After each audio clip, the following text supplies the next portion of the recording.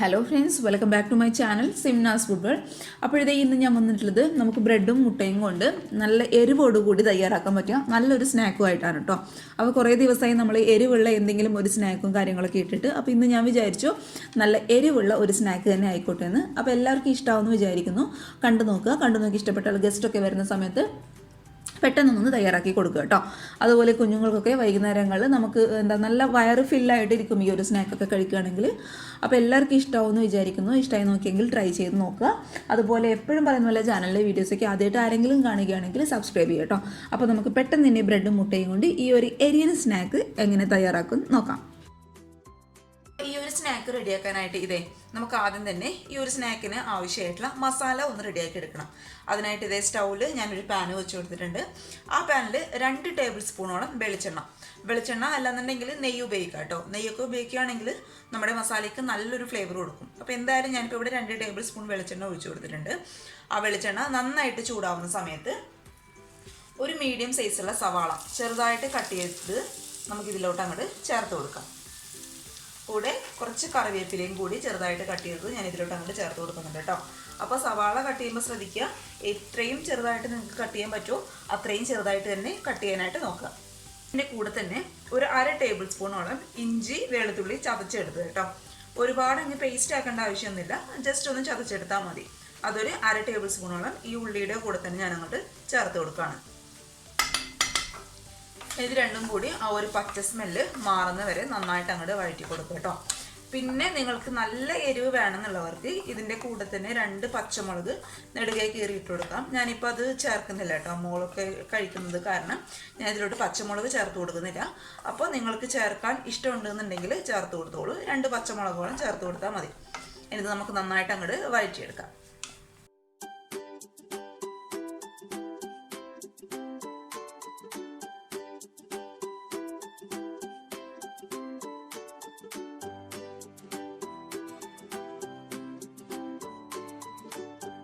സവാള അവിടെ കിടന്നാവുന്ന സമയം കൊണ്ട് നമുക്ക് ഈ മസാലയ്ക്ക് ആവശ്യമായിട്ടുള്ള മുട്ട ഒന്ന് റെഡിയാക്കി എടുക്കാം. അതിനായിട്ട് 4 കോഴിമുട്ട ഞാൻ പുഴുങ്ങി എടുത്തിട്ടുണ്ട്. ഇനി നമുക്കിത് ചെറുതായിട്ട് അങ്ങോട്ട് കട്ട് ചെയ്ത് കൊടുക്കാം. അപ്പോൾ കട്ട് ചെയ്യുമ്പോൾ ശ്രദ്ധിക്കുക, മഞ്ഞ സെപ്പറേറ്റ് ആയി പോകാൻ പാടില്ല കേട്ടോ. മഞ്ഞ ഇതിൻ്റെ കൂടെ തന്നെ ആവുന്ന രീതിയിൽ ചെറുതായിട്ട് അങ്ങോട്ട് കട്ട് ചെയ്ത് കൊടുക്കുക. ഞാനിപ്പോൾ ഇങ്ങനെയുള്ള 4 പീസാക്കിയിട്ടാണ് കട്ട് ചെയ്ത് കൊടുക്കുന്നത്.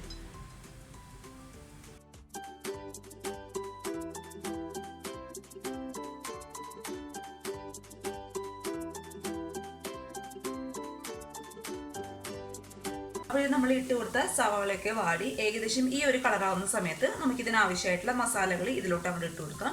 അതിനായിട്ട് ഞാനിപ്പോൾ ഇവിടെ എടുത്തിട്ടുള്ളത് ഒരു 1/4 ടീസ്പൂണോളം മഞ്ഞൾപ്പൊടി നമുക്ക് ഇതിലോട്ട് അങ്ങോട്ട് ഇട്ട് കൊടുക്കാം.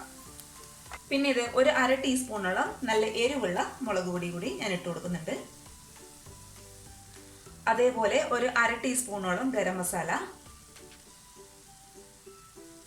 പിന്നെ ഒരു 1/4 ടീസ്പൂണോളം മല്ലിപ്പൊടിയും കൂടി നമുക്ക് ഇതിലോട്ട് അങ്ങോട്ട് ചേർത്ത് കൊടുക്കാം. ഇനി ഇതിൻ്റെ ആ ഒരു പച്ച സ്മെല്ല് കംപ്ലീറ്റ് ആയിട്ട് മാറുന്ന വരെ നമുക്ക് നന്നായിട്ട് അങ്ങോട്ട് വഴറ്റി കൊടുക്കാം കേട്ടോ. അപ്പോൾ നിങ്ങൾക്ക് വേണമെന്നുണ്ടെങ്കിൽ ഈ ഒരു സമയത്ത് തന്നെ ഈ ഒരു പൊടികളുടെ കൂടെ ഒരു 1/4 ടീസ്പൂണോളം പെപ്പർ പൗഡർ, അതായത് കുരുമുളക് പൊടി കൂടി ഇട്ട് കൊടുക്കാം കേട്ടോ. പക്ഷേ ഞാൻ ഇട്ട് കൊടുക്കുന്നില്ല. നേരത്തെ ഞാൻ പറഞ്ഞ പോലെ എരിവ് അങ്ങോട്ട് ഒരുപാട് കൂടിപ്പോകുന്ന കാരണം ഞാൻ ഇട്ട് കൊടുക്കുന്നില്ല കേട്ടോ. അപ്പോൾ നിങ്ങൾക്ക് ആ ഒരു നന്നായിട്ട് എരിവ് വേണമെന്നുള്ളവർക്ക് ഒരു 1/4 ടീസ്പൂണോ അല്ലാന്നുണ്ടെങ്കിൽ ഒരു 1/2 ടീസ്പൂണോളം കുരുമുളക് പൊടി ഇട്ട് കൊടുത്തോളൂ. അപ്പോൾ ഇത് നമുക്ക് എല്ലാം കൂടി നന്നായിട്ട് അങ്ങോട്ട് വഴറ്റിയെടുക്കാം. ഈ പൊടികളുടെ പച്ചമണം കംപ്ലീറ്റ് ആയിട്ട് അങ്ങോട്ട് മാറാനായിട്ട് നോക്കണം കേട്ടോ. അതുവരെ ഇത് നമുക്ക് നന്നായിട്ട് അങ്ങോട്ട് വഴറ്റി കൊടുക്കാം. അപ്പോൾ നമ്മൾ ഇട്ട് കൊടുത്ത മസാലയൊക്കെ നന്നായിട്ട് മൂത്ത് ആ ഒരു പച്ച സ്മെല്ലൊക്കെ കംപ്ലീറ്റ് ആയിട്ട് പോയിട്ടുണ്ട് കേട്ടോ. അതിൻ്റെ വീഡിയോ ഒന്നും കറക്റ്റായിട്ട് റെക്കോർഡായിട്ടില്ല, അതുകൊണ്ടാണ് ഞാൻ ഇങ്ങനെ വെച്ച് ചെയ്യുന്നത് കേട്ടോ. അപ്പോൾ അതിൻ്റെ സ്മെല്ല് കംപ്ലീറ്റ് ആയിട്ട് പോയതിന് ശേഷം നിങ്ങൾ സ്റ്റൗ ഓഫ് ചെയ്ത് കൊടുക്കുക. അതിനുശേഷം അതിൽ തക്കാളി ഒന്നും ചേർക്കേണ്ട ആവശ്യമില്ല. ഈ സവാളയുടെ മസാലയാണ് കേട്ടോ നമുക്കിതിന് വേണ്ടത്. പിന്നെ മറ്റൊരു പാത്രത്തിൽ 4 കോഴിമുട്ട ഞാൻ പൊട്ടിച്ചൊഴിച്ചു കൊടുക്കുന്നുണ്ട്.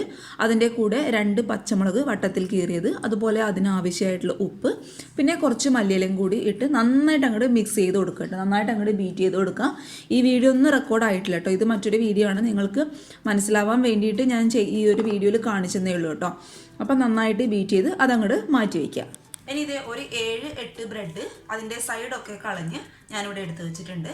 സൈഡ് കളയുന്നതായിരിക്കും കേട്ടോ കൂടുതലും നല്ലത്. അപ്പോഴേ നമ്മുടെ സ്നാക്ക് നന്നായിട്ട് സോഫ്റ്റ് ആയിട്ട് കിട്ടത്തുള്ളൂ. അപ്പോൾ ഒരു 7-8 ബ്രെഡ് സൈഡൊക്കെ കളഞ്ഞിട്ട് നമുക്കിതങ്ങോട്ട് മാറ്റി വയ്ക്കാം. ഇത് നമുക്ക് സെറ്റ് ചെയ്യാനായിട്ട് തുടങ്ങാം. അതിനായിട്ട് ഇത് നമ്മൾ മസാല റെഡിയാക്കി വെച്ച് അത് ഈ സെയിം പാൻ തന്നെയാണ് ഇപ്പോൾ ഞാൻ എടുത്തിട്ടുള്ളത്. അതിലോട്ട് 1 ടേബിൾ സ്പൂണോളം നെയ്യ് നമുക്കൊന്ന് തടവി കൊടുക്കാം. അതെന്തിനാണ് ചെയ്യുന്നത് വെച്ചാൽ നമ്മളിത് ചൂടാക്കുന്ന സമയത്ത് പെട്ടെന്ന് അങ്ങോട്ട് അടി പിടിക്കാതിരിക്കാൻ വേണ്ടിയിട്ടാണ് നെയ്യ് തടവി കൊടുക്കുന്നത്. ഇനി നെയ്യ് നിങ്ങൾക്ക് താല്പര്യമില്ല, അതിൻ്റെ ഒരു ഫ്ലേവർ ഇഷ്ടമില്ല എന്നുണ്ടെങ്കിൽ അതിന് പകരമായിട്ട് വെളിച്ചെണ്ണയോ അല്ലാന്നുണ്ടെങ്കിൽ ഏതെങ്കിലും ഒരു ഫ്ലേവർ ഇല്ലാത്ത ഏതെങ്കിലും ഒരു ഓയിൽ എടുത്താലും മതിയാവും കേട്ടോ.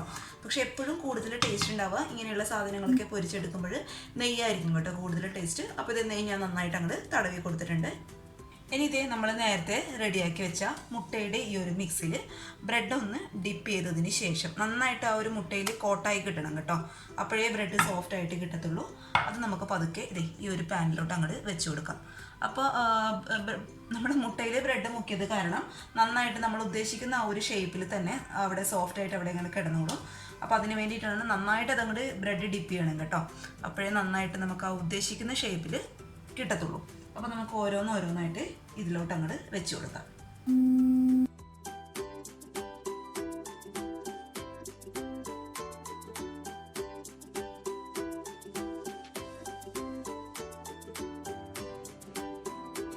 അപ്പോൾ ഇത് 4 ബ്രെഡാണ് കേട്ടോ ഞാൻ പാനിൻ്റെ അടിഭാഗത്തായിട്ട് വെച്ച് കൊടുത്തിട്ടുള്ളത്.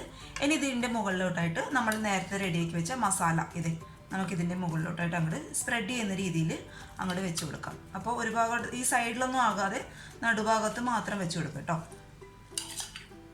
കംപ്ലീറ്റ് ആയിട്ട് ഞാൻ ഇതിൻ്റെ മുകളിലോട്ട് അങ്ങോട്ട് സ്പ്രെഡ് ചെയ്ത് കൊടുക്കുകയാണ്.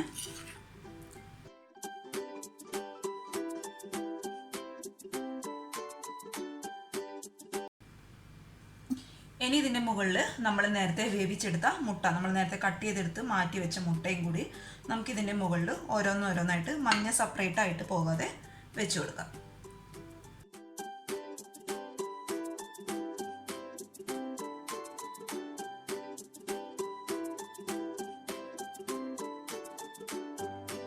ഇനി ഇതിൻ്റെ മുകളിലോട്ടായിട്ട് നമ്മൾ നേരത്തെ മാറ്റി വെച്ച ഈ മുട്ടയിലോട്ട് വീണ്ടും ബ്രെഡ് ഡിപ്പ് ചെയ്ത് ഇതങ്ങോട്ട് കവർ ചെയ്ത് കൊടുക്കുക കേട്ടോ. ഇത് നന്നായിട്ട് ഇതിൻ്റെ മുകളിലോട്ടായിട്ട് നമുക്ക് അങ്ങോട്ട് വെച്ച് കൊടുക്കാം.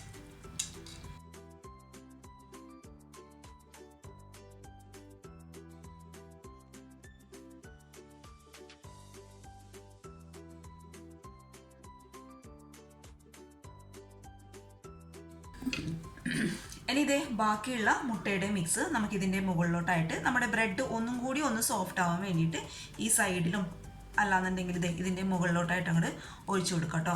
അങ്ങനെ ചെയ്യുന്ന സമയത്ത് എല്ലാം നമുക്ക് നന്നായിട്ട് സെറ്റായിട്ട് കിട്ടുകയും ചെയ്യും. മാത്രമല്ല നമ്മുടെ ബ്രെഡ് ഒന്നും കൂടി സോഫ്റ്റായിട്ട് വരികയും ചെയ്യും. അപ്പോൾ ഇത് മുഴുവനായിട്ട് ഇതിൻ്റെ മുകളിലോട്ട് ഞാൻ അങ്ങോട്ട് ഒഴിച്ചു കൊടുത്തിട്ടുണ്ട്. ഇനി ഇതേ സ്റ്റൗവിൽ ഉപയോഗിക്കാത്ത ഒരു പാൻ ഞാൻ വെച്ച് കൊടുത്തിട്ടുണ്ട്. ആ പാൻ അത്യാവശ്യം നന്നായിട്ടൊന്ന് ചൂടാകുന്ന സമയത്ത് നമ്മൾ ബ്രെഡ് സെറ്റ് ചെയ്ത് വെച്ച് ഈ ഒരു പാന് ഇതിൻ്റെ മുകളിലോട്ടായിട്ട് അങ്ങോട്ട് ഇറക്കി വെച്ച് കൊടുക്കാം. ഒരിക്കലും ഈ ഒരു പാന് സ്റ്റൗവിൻ്റെ മുകളിൽ ഡയറക്റ്റായിട്ട് ഇറക്കി വെക്കാനായിട്ട് പാടില്ല. അടിയിൽ ഉപയോഗിക്കാത്ത ഒരു പാന് വെച്ചതിന് ശേഷം മാത്രം വേണം നമ്മൾ ഈ പാന് അതിൻ്റെ മുകളിലോട്ടായിട്ട് വെച്ച് കൊടുക്കാനായിട്ട്. ഇനി ഇത് ഈ ഒരു പാത്രം നന്നായിട്ട് അടച്ച് വെച്ച് ഏറ്റവും ലോ ഫ്ലെയിമിൽ കറക്റ്റ് 30 മിനിറ്റ്, മീഡിയം ഫ്ലെയിമിലോ ഹൈ ഫ്ലെയിമിലോ വെക്കാനായിട്ട് പാടില്ല. ബ്രെഡും മുട്ടയായതുകൊണ്ട് പെട്ടെന്ന് നിങ്ങൾക്ക് കരിയാനുള്ള ചാൻസ് ഉണ്ട്. അതുകൊണ്ട് ഏറ്റവും ലോ ഫ്ലെയിമിൽ കറക്റ്റ് 30 മിനിറ്റ്. അപ്പോഴത്തെ നമ്മുടെ ബ്രെഡിൻ്റെ ഈ ഒരു അടിഭാഗമൊക്കെ നന്നായിട്ട് മുരിഞ്ഞ് വന്നിട്ടുണ്ട്. കറക്റ്റ് ആവും, മുരിഞ്ഞ കളറാണ് കേട്ടോ, എങ്കിലേ നമുക്ക് കഴിക്കാനായിട്ട് നല്ല ടേസ്റ്റ് ഉണ്ടാവും. പിന്നെ ഒരിക്കലും മീഡിയം ടു ഹൈ ഫ്ലെയിമിൽ വെക്കാനായിട്ട് പാടില്ല, അപ്പം തന്നെ അത് കരിഞ്ഞു പോകും കേട്ടോ. അത് ഇമ്പോർട്ടൻ്റ് ആയതുകൊണ്ടാണ് വീണ്ടും ഞാനത് എടുത്ത് പറയുന്നത്. ഇനി നമുക്കിത് പതുക്കെ മറിച്ചിട്ട് കൊടുക്കാം. ശ്രദ്ധിക്കുക, പൊട്ടിപ്പോവാതെ നോക്കുക. പിന്നെ ഈ മുകൾ വശവും കൂടി നമുക്കൊന്ന് മൊരിച്ചെടുക്കണം. അതിനായിട്ട് ഇത് മറ്റൊരു പാനിൽ ഞാനിത് മറിച്ചിട്ട് കൊടുക്കുന്നുണ്ട്. അപ്പം മറിച്ചിട്ട് കൊടുക്കുന്നതിന് മുന്നേ ആ ഒരു പാനിൽ കുറച്ച് നെയ്യ് തടവി കൊടുത്തിട്ടുണ്ട് കേട്ടോ, നന്നായിട്ട് മുരിഞ്ഞ ഒരു കളർ കിട്ടാൻ വേണ്ടിയിട്ട്. അപ്പോൾ അത് ഒരുപാട് സമയമൊന്നും വെക്കേണ്ട ആവശ്യമില്ല. ജസ്റ്റ് ഒരു ഒന്നോ രണ്ടോ മിനിറ്റ് വെക്കുമ്പോഴേക്കും അത് നന്നായിട്ട് ആ ഒരു മുകൾ വശം നന്നായിട്ട് അങ്ങോട്ട് മുരിഞ്ഞ് കിട്ടിക്കോളും. അപ്പോൾ നമ്മുടെ സ്നാക്കൊക്കെ നന്നായിട്ട് അടിപൊളിയായിട്ട് റെഡി ആയിട്ട് വന്നിട്ടുണ്ട്. ഇതിൻ്റെ ചൂട് കംപ്ലീറ്റ് ആയിട്ട് മാറിയതിന് ശേഷം മാത്രം കട്ട് ചെയ്യുക. അല്ലാന്നുണ്ടെങ്കിൽ ഫില്ലിങ്സ് ഒക്കെ ചൂടോടുകൂടി കട്ട് ചെയ്യുന്നുണ്ടെങ്കിൽ ഫില്ലിങ്സ് ഒക്കെ പുറത്ത് പോകാനുള്ള ചാൻസ് ഉണ്ട് കേട്ടോ. അപ്പോൾ ചൂടൊന്ന് മാറിക്കഴിഞ്ഞതിന് ശേഷം കട്ട് ചെയ്യുക. നല്ല ടേസ്റ്റാണ് കേട്ടോ കഴിക്കാനായിട്ട്. ഇതൊരു 1-2 പീസൊക്കെ കഴിച്ചു കഴിഞ്ഞാൽ വയറ് നമുക്ക് നന്നായിട്ട് ഫില്ലായ പോലെ തോന്നും. അപ്പോൾ എല്ലാവർക്കും ഇഷ്ടമായെന്ന് വിചാരിക്കുന്നു. മുട്ടയും ബ്രെഡും ഒക്കെ ഉള്ളവർ ഇപ്പോൾ തന്നെ ട്രൈ ചെയ്ത് നോക്കുക. നല്ല സിമ്പിളായിട്ടുള്ള അതേസമയം നല്ല ടേസ്റ്റി ആയിട്ടുള്ള സ്നാക്കാണ് കേട്ടോ. അപ്പോൾ ഇഷ്ടമായെങ്കിൽ തീർച്ചയായും ട്രൈ ചെയ്ത് നോക്കുക. അതുപോലെ ചാനലിലെ വീഡിയോസൊക്കെ ആദ്യമായിട്ട് ആരെങ്കിലും കാണുകയാണെങ്കിൽ സബ്സ്ക്രൈബ് ചെയ്യുക. പിന്നെ ഈ ഒരു സ്നാക്ക് ഇഷ്ടപ്പെട്ടാൽ വീഡിയോ ഒന്ന് ലൈക്ക് ചെയ്തേക്ക് കേട്ടോ. അപ്പോൾ നാളെ ഒരു നല്ല വീഡിയോ ആയിട്ട് കാണും വരെ thank you for watching Simna's food world. By.